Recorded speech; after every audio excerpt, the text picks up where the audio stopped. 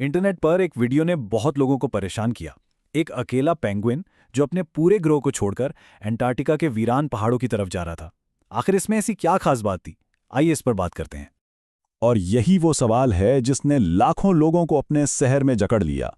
लोग ये जानना चाहते थे कि आखिर क्यों एक पेंगुइन समंदर को, यानी अपनी खुराक और जिंदगी को पीठ दिखाकर एक ऐसे रास्ते पर चल पड़ा जहां मौत के सिवा कुछ नहीं था। इस मौमे को सुलझाने के लिए हमें पेंगुइन्स की दुनिया में उतरना पड़ेगा।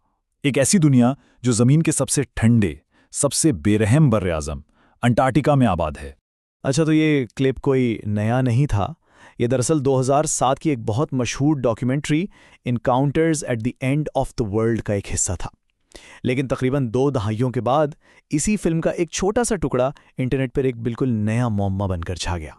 इस वीडियो को देखकर बहुत से लोगों ने फौरन इंसानी जज्बात से जोड़ दिया। किसी को लगा कि डिप्रेशन है, कोई से तन्हाई समझा, जैसे उसने कोई बहुत गहरा फैसला कर लिया हो। लेकिन असल कहानी इससे कहीं ज्यादा पेचीदा और हैरानकुन है। तो यहाँ एक बहुत बड़ा सवाल पैदा होता है, आखिर पेंगुइन्स ने अपनी नस्ल बढ़ाने के लिए इस जानलेवा सर्दी को ही अपना घर क्यों बनाया? अंटार्कटिका मतलब दुनिया का सबसे ठंडा और तेज हवाओं वाला बर्र-ए-आज़म।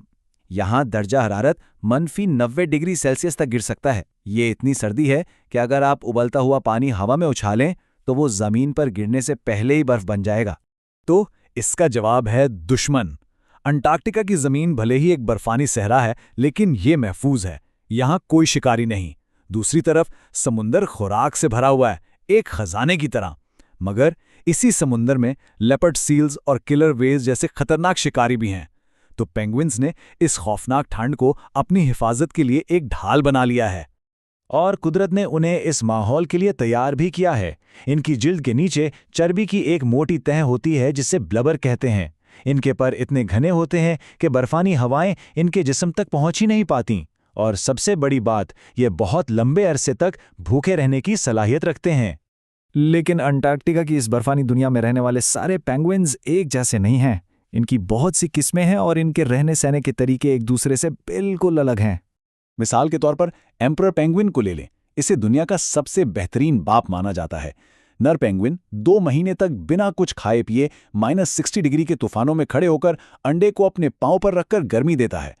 और दूसरी तरफ है एडली पेंगुइन। ये घोंसला बनाने के लिए दूसरे पेंगुइन्स के पत्थर चुराने में माहिर होते हैं।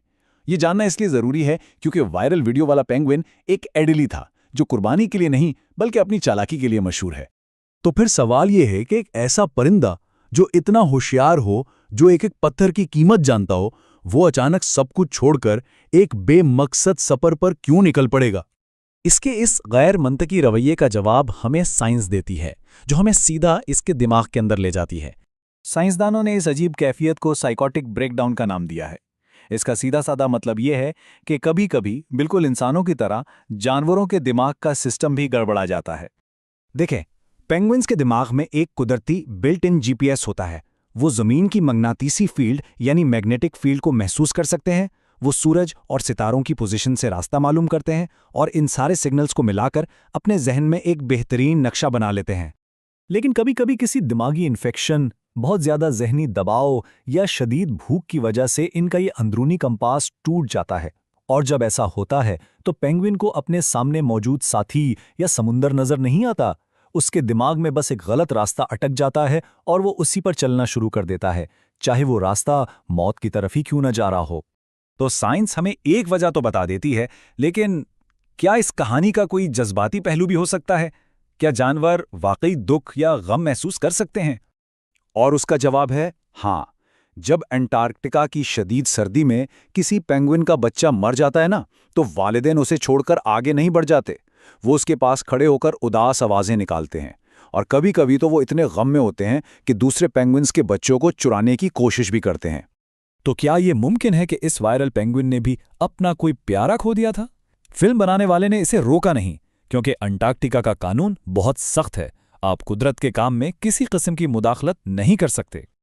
और यूं वो अकेला मुसाफिर बस चलता रहा पहाड़ों की तरफ, यहां तक कि वो नजरों से ओझल हो गया।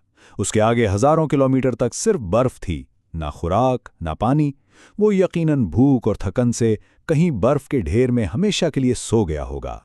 तो आखिर में ये था क्या? दिमाग में पैदा होने वाली एक हयातियाती खराबी जिसने इसका कंपास तोड़ दिया, या फिर ये किसी गहरे दुख का सफ़र था, एक ऐसी मंजिल की तरफ जो खुद उसे भी मालूम नहीं थी। ये कहानी हमें साइंस और जज्बात के बीच एक ऐसे सवाल के साथ छोड़ जाती है जिसका जवाब शायद कभी ना मिले।